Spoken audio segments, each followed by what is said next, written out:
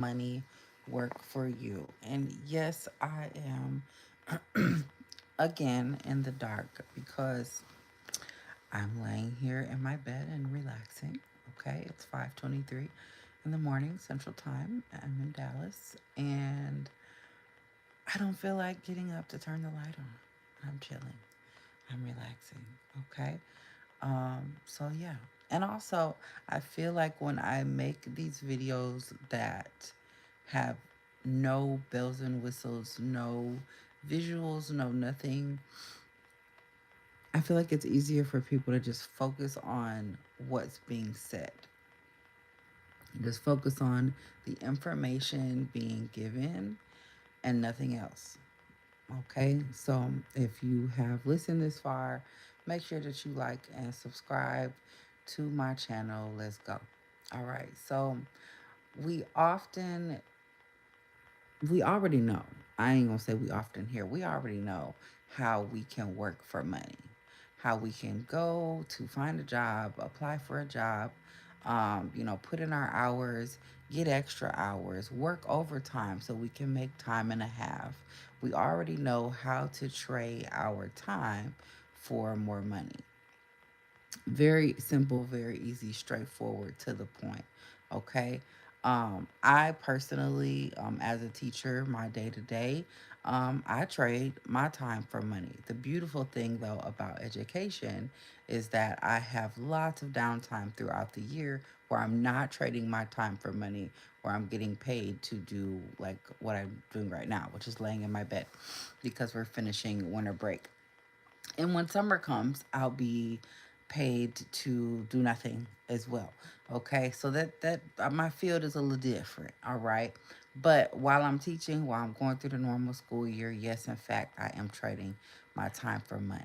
Okay, so whether you work for whatever organization that you work for, you are still trading your time for money. Okay, even when you work for yourself. When I was a hairstylist, if you're doing something in the service industry, whether you are providing a hair service, a barber service, a mechanic service, a resume writing service, whatever that you're doing for someone, you are still trading your time for their money. Now, it might be a higher ticket item, you know. When I did hair, there were some days that I was looking at least $50 an hour that day because I only did so many heads in a short period of time, but I made hundreds of dollars or $400 or $500 and for make doing these heads. So I was still trading my time for money, but I was making, more money, depending on the amount of clients I had and how much their service was. But still, that is still trading your time for money.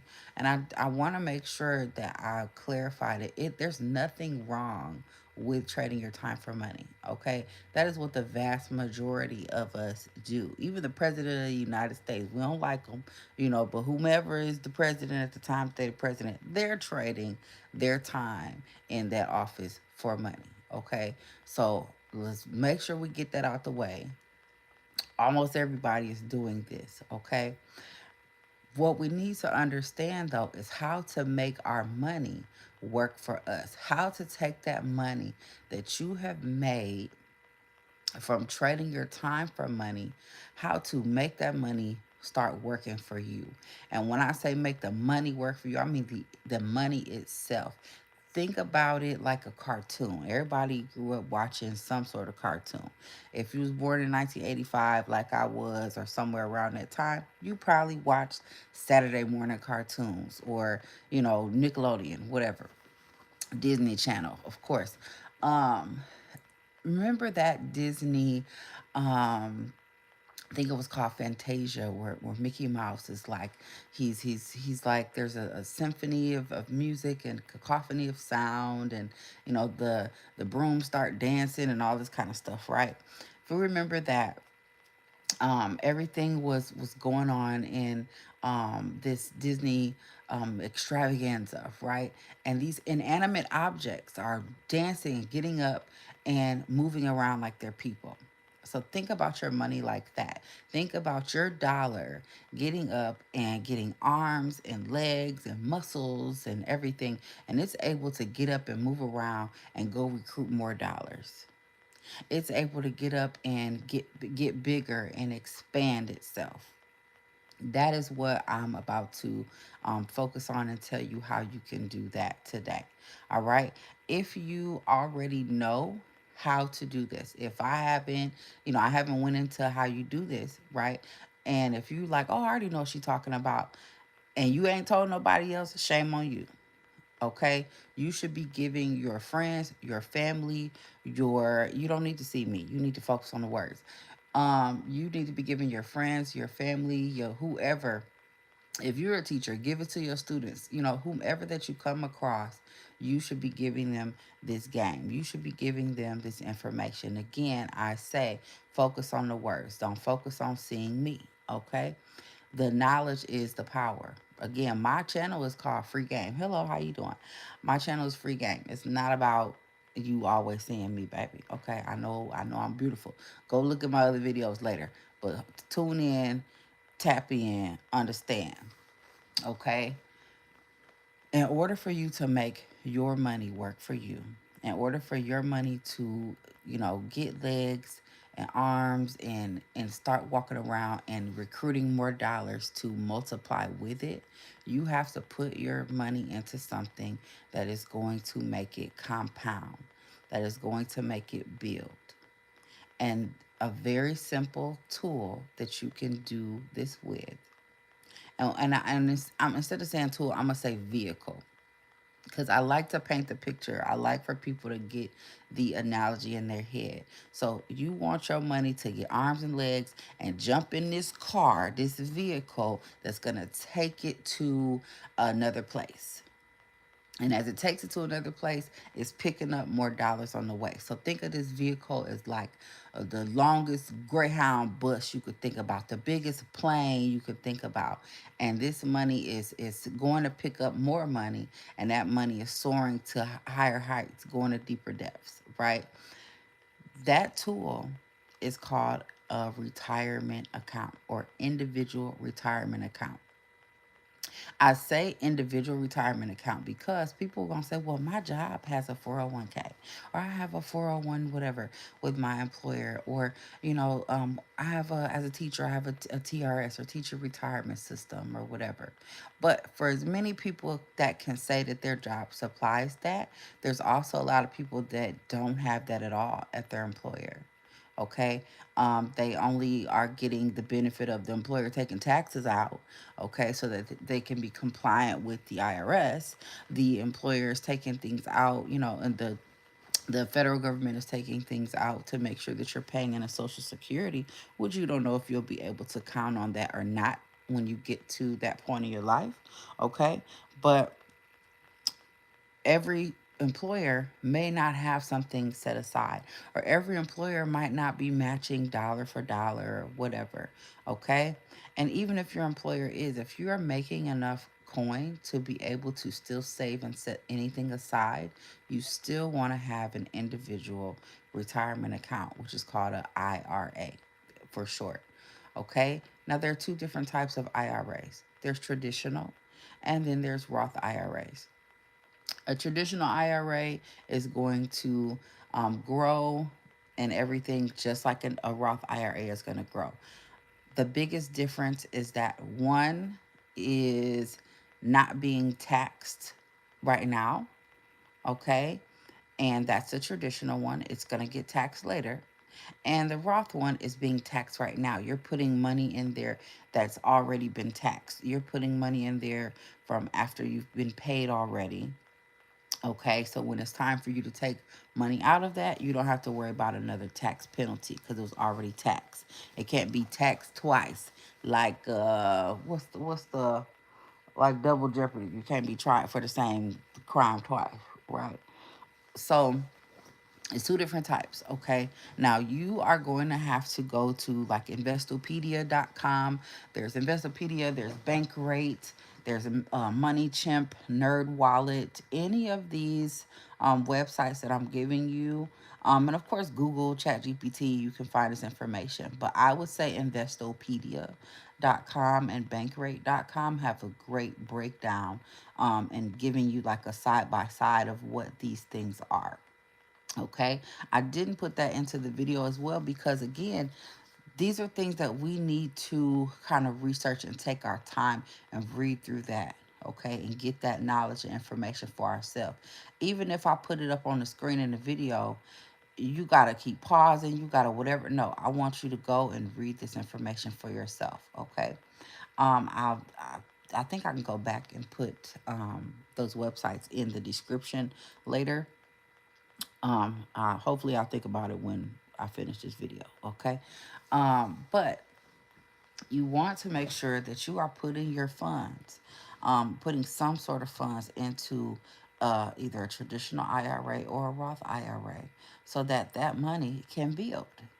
And a lot of times you can do an IRA with your bank. You can do one with your credit union.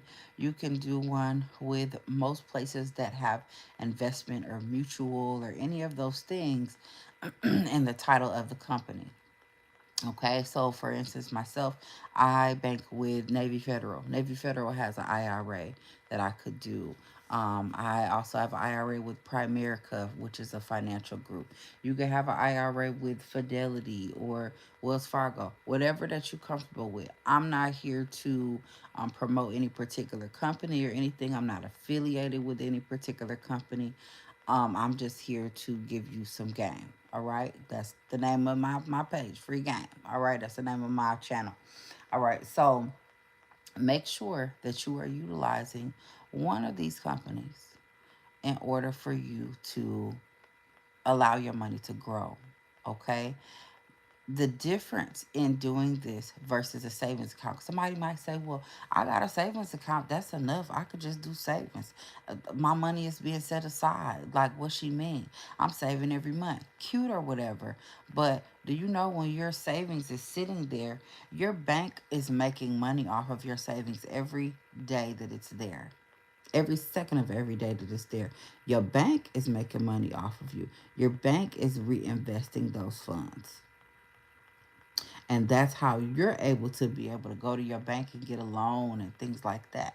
Because your bank is constantly reinvesting that to make more money off of you. Why don't we do the same thing? Why don't we take at least some of our money out of those banks and put it into a vehicle that can drive it here and drive it there and make it go to, go further and build? Okay. And people might say, oh, well, my bank gives me, a percentage. That percentage only figures out to so many cents on the dollar. Okay. It might be 1 cent, might be 10 cent, might be 45 cents. Ooh, that's cute. 55 cents. What you gonna do with that? Not much. Okay. um, when your money is actually growing for you and compounding and working for you, that means you could take a little bit of money, $100 a month, $200 a month. Actually, the max right now that you can contribute every year to a Roth IRA is about $7,500 a year. Okay, let's just say if you was contributing the max, or let's say you getting close to the max, you contributing $400 or $500 a month to it. You could end up being a millionaire by the time you retire, just off of that. Never mind what you put into your 401k at your job and your employer matched or whatever. Never mind that. Okay? You always want to have an additional pot of gold. All right? You always want to have some additional coins for yourself. Another thing I want to make sure that I bring up too is that the money that's compounding, that's going to be there for you when you retire. All right? Of course, you can get it all out after you're 59 and a half. Okay? You can. The beauty of the Roth IRA is that you can let that money keep growing, keep growing, keep growing, whether you want to take it out or not. And you could leave it to somebody else. You don't have to take that out when you get to a certain age. With a traditional IRA, you have to take it out by a certain age. I believe it's 73. Um, but again, that depends on the company as far as the exact age and everything. But I want to say it's 73 across the board. But make sure that you, again, read for yourself, find that information out for yourself based on whatever company you decide to go with. Okay. The age you should start putting money aside is as early as possible. I'm talking about as soon as you 18. Okay, because of course before you're 18 you cannot sign a contract or anything like that. Let's say you're working and you're younger than 18. You're 12, 13, 14, 15, 16, 17, and you want to start putting money aside to invest once you hit 18.